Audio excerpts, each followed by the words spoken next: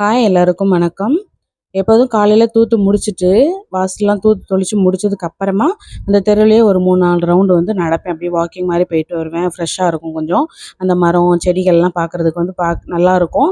அந்த லக்ஷ்மி மாமி வீட்டில் நிறைய பூ பூத்திருக்கும், பார்க்குறதுக்கு ரொம்ப அழகாக இருக்கும். அப்படியே கொஞ்சம் நேரம் நின்று அந்த மலர்களெல்லாம் அப்படியே ரசிச்சுட்டு வருவேன்.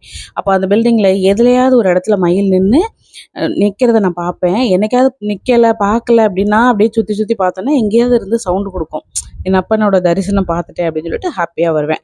ஏற்ற வீட்டு அக்கா வந்து கொஞ்சம் கருவேப்பிலை கொடுத்தாங்க, பறிச்சுட்டு வந்தேன். மிளகாப்பொடி தெறிக்கணும் அப்படின்னு சொல்லிட்டு நாளே பெரிய பைனாப்பிள் வாங்கிட்டு வந்து என் வீட்டுக்காரங்க என்ன சொல்லியிருந்தாங்க, மறுநாள் வந்து பைனாப்பிள் ரசமும் எனக்கு பைனாப்பிள் ஜாமும் பண்ணி கொடு அப்படின்னு சொல்லியிருந்தாங்க பாதி பாதியில். மறுநாள் காலையில் எழுந்திரிச்சோடனே என்னவோ தெரியல, முடிவு மாறிட்டு பைனாப்பிள் ஜூஸ் பண்ணி கொடுத்துரு எனக்கு அப்படின்னாங்க.